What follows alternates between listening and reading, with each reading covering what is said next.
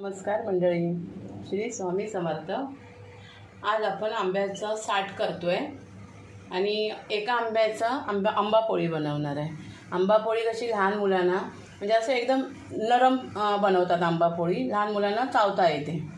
आणि आंब्याचा साठ हा वर्षभरासाठी साठवून ठेवायचा असतो, त्याच्यामुळे तो पातळ घालायचा आणि उन्हामध्ये एकदम कडक सुकून घ्यायचा।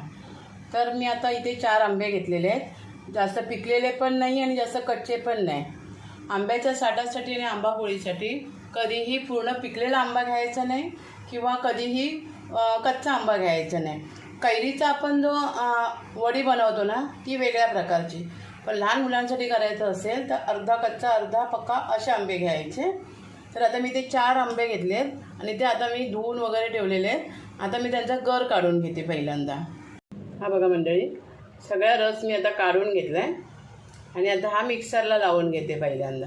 कढईमध्ये आमरस ठेवलाय, म्हणजे जो आंब्याचा पल्प काढला जातो, आणि थोडा आता त्याला आधी व्यवस्थितपणे फिरवून घेऊया।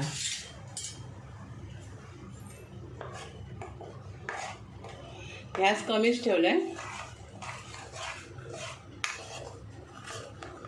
शेगडी माझी मोठी आहे ना, त्यामुळे मग शेगडी अशी पाठी करता येत नाही, त्यामुळे जे व्हिडिओ होत आहेत ना ते अर्ध येत आहेत, कारण कढई घेतली आहे मी।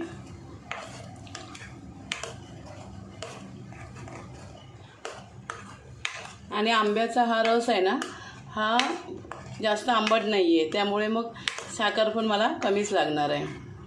ही 1 वाटी साखर घेतली आहे मी, आधी मी अर्धी टाकते, पाऊण वाटी टाकते मी अगोदर।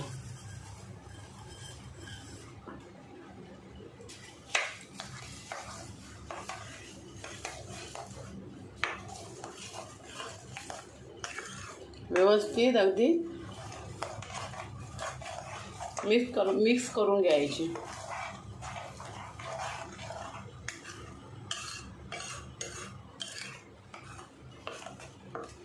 ती थोडीशी आहे ना, ती पण टाकून घेते। थोडीशी वेलची पावडर टाकते। आता हे एकदम उडायला लागले, रटरट व्हायला लागले, पण आपल्याला थोडं शिजवून घ्यायचं आहे। आणि हे मी मिक्सरमध्ये काढून घेतलं आहे, नंतर शिजायला ठेवलं आहे। आंब्याचा सीझन आहे तोपर्यंत आंब्याचे वेगवेगळे प्रकार करून घ्यायचे आणि वर्षभरासाठी साठवून ठेवायचे। हा बघा मंडळी, अजून ना 2 चमचे टाकली मी साखर। हा चमचा आहे ना, या चमच्याने 2 चमचे साखर टाकली, कारण थोडं गोडीला मला कमी वाटत होतं। हे बघा मंडळी, तूप लावून घेतले ताटाला। आता मी ताटामध्ये टाकून घेते।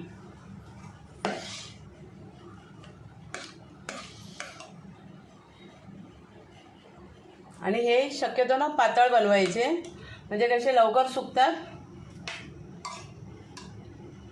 आणि वर्षभर असे मस्त टिकून राहतात।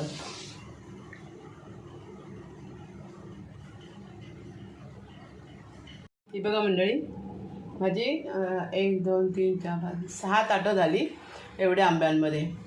टोटल माझे मी किती 4 आंबे घेतले होते, जास्त आंबट नव्हते, जास्त गोड पण नव्हते, त्याच्यामुळे 1 वाटी साखर आणि वरून 2 चमचे साखर टाकली, वेलची पावडर टाकली, बस। आणि आता ह्यांना उन्हात सुकवायची पूर्णपणे।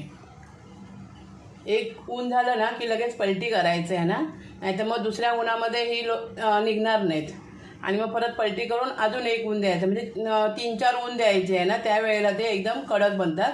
आणि मी तुम्हाला बोलले ना, छोट्या बाबूसाठी मी आंबावडी बनवते।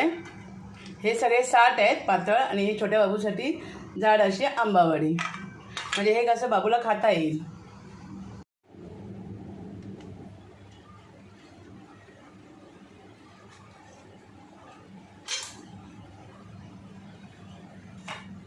बघा असे अलगद निघत आहे।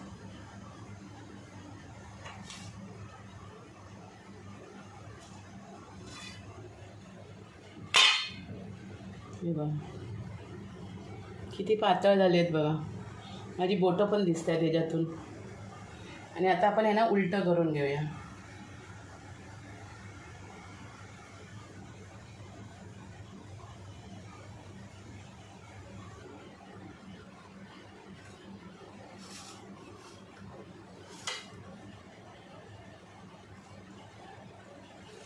अशीच आता आपण सगळी करून घेऊया.